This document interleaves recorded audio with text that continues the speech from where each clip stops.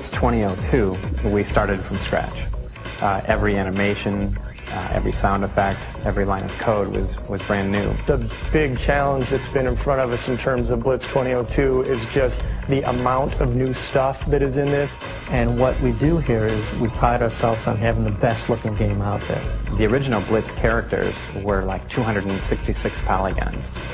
Now we have several thousand per player. A player's arm is approximately the equivalent of an entire player in the old NFL Blitz. Well, the Blitz player really is traced right back to Sal and Jennifer. And of course, it started out from the old, the old player model, except that that player model was extremely stylized. It has, big shoulders, smaller waist, bigger legs, like, this V-shaped action figure superhero look. To make this football player a bit more realistic, we hired John Turk. He's a local actor model who we've used in the past for the Mortal Kombat games. He was Sub-Zero. John has such a great physique that we brought him in here to take photos of him, reference photos, both of his face and of his body. Our player was modeled off of him and then exaggerated, accentuated more into more of a superhero type person. Yeah, the artists usually have a lot of requests that we come to the programmers with and ask them, please, can we put this in the game? Can we put that in the game? Sal DeVita wanted various hand positions. It looked a little awkward for all the players in every position to have the exact same hands.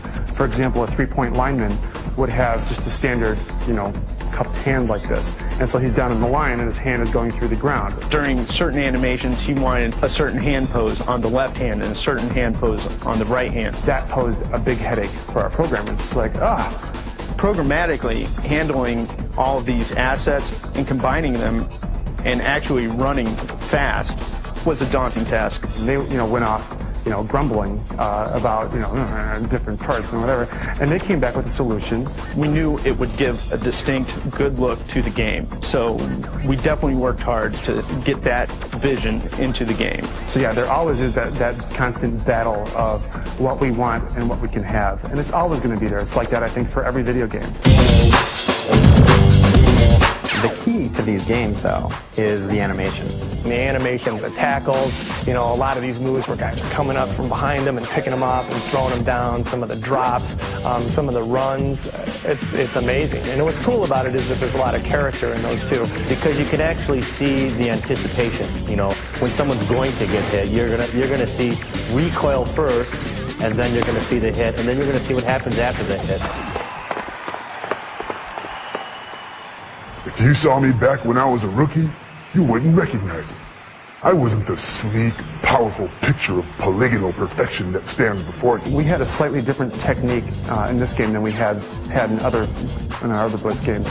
We get a guy in a bodysuit, and we attach markers to all of his joints that would rotate, and then we capture that and turn the markers into 3D coordinates that a program can read, and we take that and we put it onto a skeleton. And we take the skeleton and we put it into a skin, and then we take the skin and we put it into the game, and that's how you get motion capture in the game. And it's real because it's real. Now we actually got two people involved with the tackles.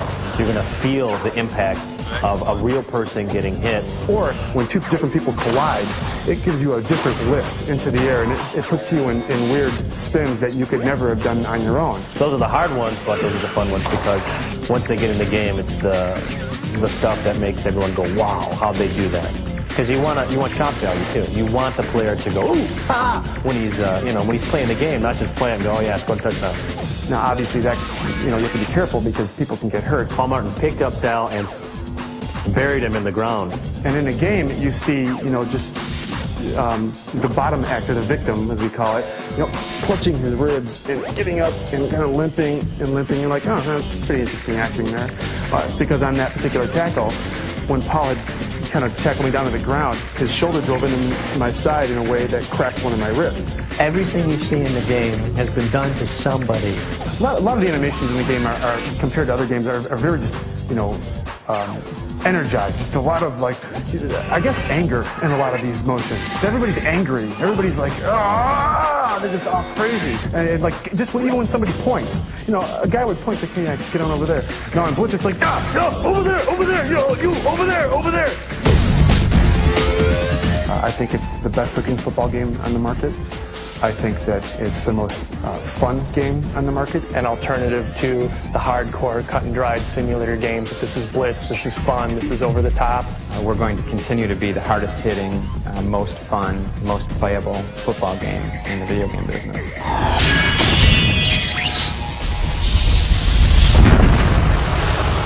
Blitz 2002 is the best Blitz yet.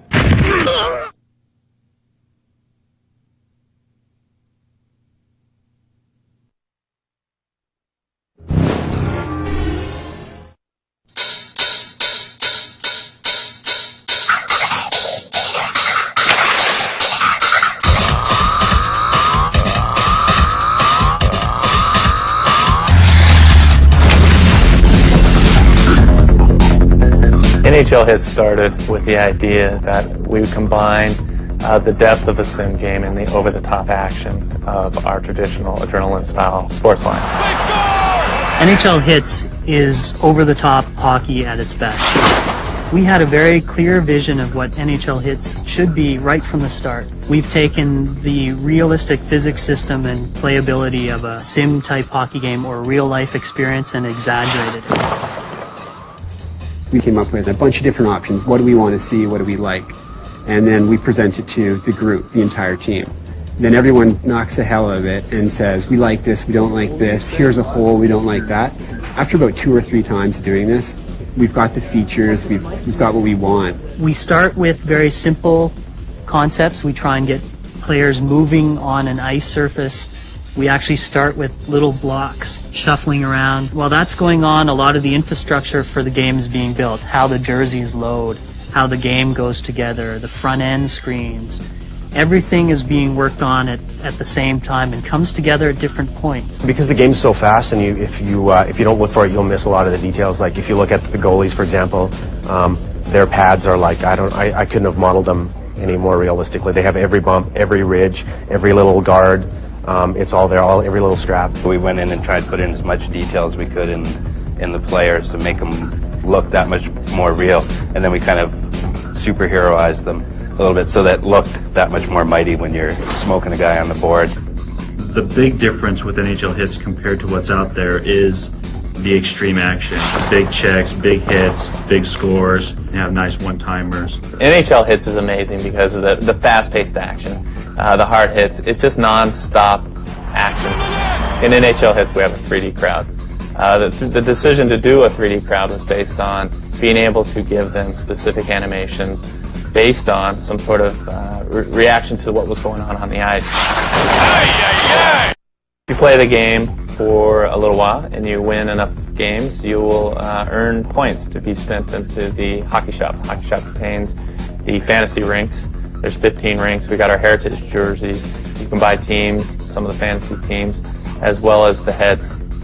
We have the moon base that has the glowing moon rock as its puck, and all the little aliens that'll run around in there. You can see the crowd is even a little bit, all aliens. They're there to support their home team. We have the shark tank, which is a domed underwater rink which has sharks swimming around. The level of detail on these fantasy rinks is unbelievable. Go into the Coliseum, look at the arches on the side of the rink, look down into them. You'll notice the catacombs down in there. There's additional geometries. They've taken the time to do it right. They score! Brutus gets the party rolling! It's not a simple dice roll when you shoot the puck. We have a simulated, realistic physics system. It's not predetermined that, hey, this is the 10th shot, we should really have a goal now. If you take a shot, it will collide with objects as it would in real life. Therefore, you get true goals and sometimes spectacular goals. The Lightning and On Fire is something we're known for. We wanted to up that notch as well. It gives you a few seconds of taunting time while you just get on fire to yell at your friends.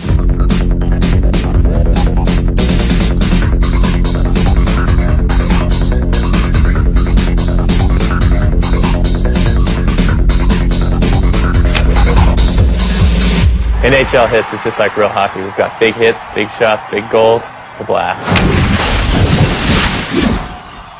If I was a first-time player, probably go into exhibition mode, put it in replay, and go and check out the crowd. There's probably something really cool in there that's going to make the game a little more fun for you.